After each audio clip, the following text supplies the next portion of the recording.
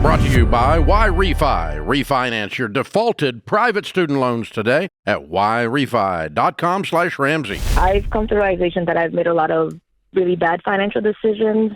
For a while, I was blaming my parents and being upset about it, but I feel like I should also take accountability. Yay! It's a big day. That I have. Yeah, welcome to adulthood. That's awesome. We're proud of you.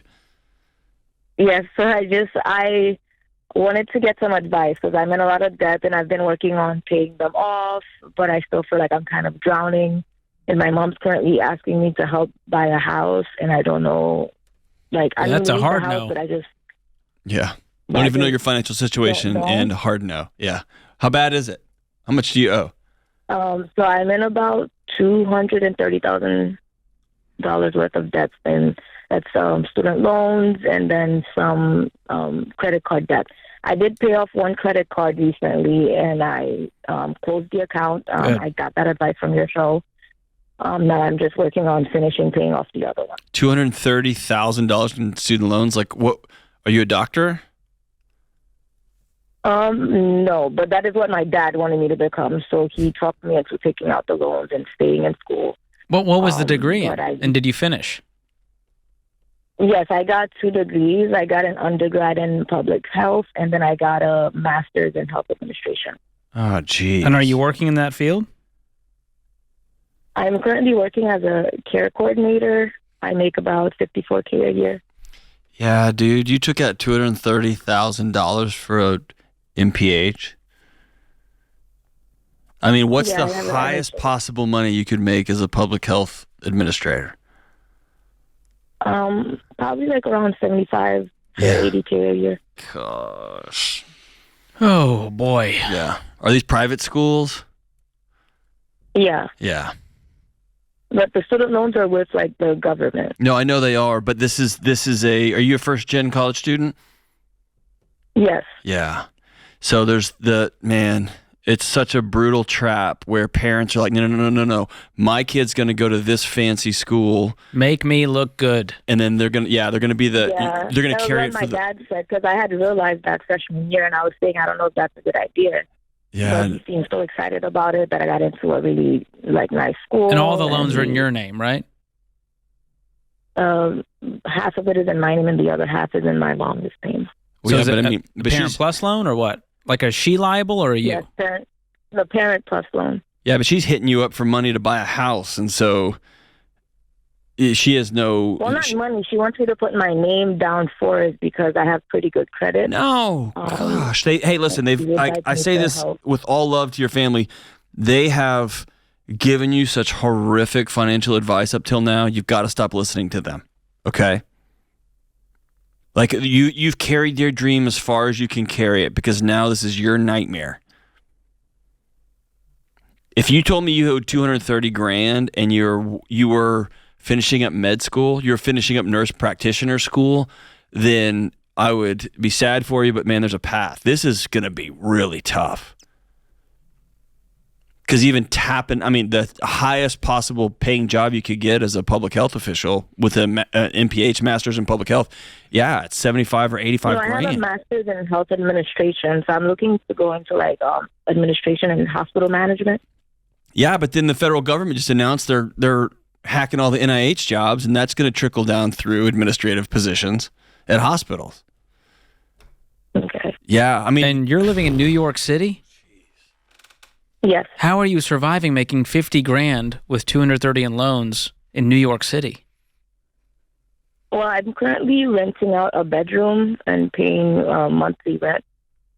I think you need to move to a lower cost of living area. What's keeping you in New York City? My family. Yeah.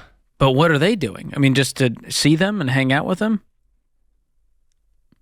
Because I have a chronic illness, so I originally did want to move out when I started college and go to a different state.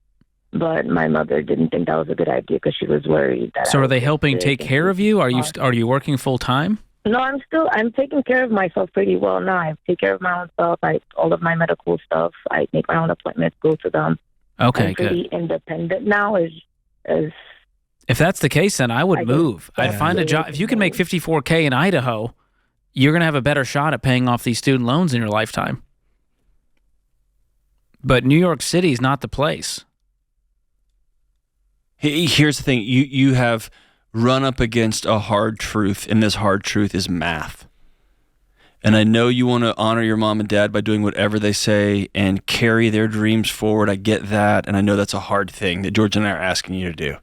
And I know you want to stay in New York City, and I know that you want to make sure that you don't make your mom stressed out with her worrying and all this stuff. You have a math problem, a very serious math problem. And that is, you owe the United States government $230,000 and you make $50,000 a year. It's just a math problem, and it's catastrophic. It's really tough.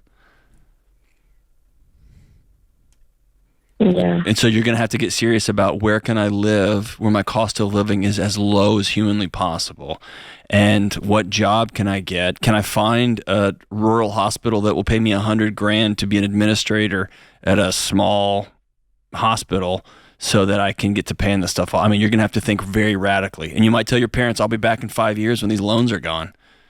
And God help you if you sign for a mortgage or something like that. I mean, you can't afford that. You know what I mean? Have you started having to make payments yet? For the student loan? Uh-huh. Yes, I started making payments. I was on the SAVE program, but it seems like they're changing that. Yeah, they're changing every program, and you don't know this, but we've been telling people for years, don't count on the federal government coming to your rescue on these loans, because you never know what an administration's going to do. And then here we go, we got a new administration that's cutting everything, and so yeah, man, jeez, I'm sorry. What is your take-home pay every month? About $2,800 to $3,000. And what's your student loan payment every month? I was paying about like $100 a month on it, but then I had stopped. You know what that's going to do, right? Your $230,000 is going to turn into $300,000 because the interest still keeps cooking. The interest is higher than what you're able to pay. Interest.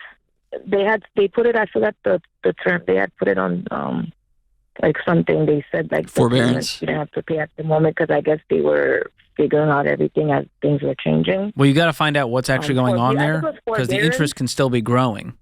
Even though they say, hey, you don't need to pay, don't worry about it, and the interest keeps growing while you sit there. And so that's the math for you to solve, is I need to make the most money with the lowest living expenses possible, because otherwise, even if you're able to pay $1,000 a month toward your debt, which I don't know you could even do, it would take you 20 years to pay off this debt. And that's if the balance didn't grow by a cent. Okay. And so you're going to have to debt snowball this thing, but I don't want it to take 20 years. I think Lexi has a lot of life to live. That's what I've been doing. With the credit cards, I've paid one off already. How many more do you have?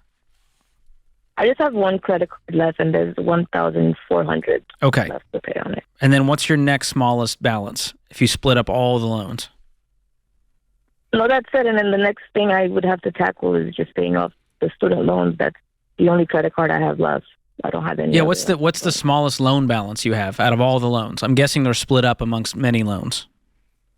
Oh, no, I consolidated them. Oh, no. Oh, okay. Because I had talked with another financial advisor when I think you need to stop talking to people. Yeah, stop talking to people. Stop talking to people. And she had said it would be best to consolidate it all together instead of paying a bunch of different loans. Yeah, you got bad advice. I'm sorry. When two knuckleheads on a podcast that you don't even know are the only ones speaking truth to you, I'm sorry. I hate this for you. You're going to have to go find some more jobs, and you're going to have to get radical about it. And you're going to have to work multiple jobs. And there's only one way to do this. You can't cut anything from your life. You're going to have to just make more money. And if the debt's not in your name, I would not be worried about it right now. If it's in mom's name, worry about that later. Focus on the ones that are in your name. Unless you consolidated it all together. It sounds like that could have happened. Hang on the line, Lexi. I'm going to send you a copy of my book, Breaking Free from Broke. I hope it gives you some encouragement along what might be a long journey. Why Refi refinances delinquent private student loans for struggling borrowers. Learn more at yrefy.com/Ramsey.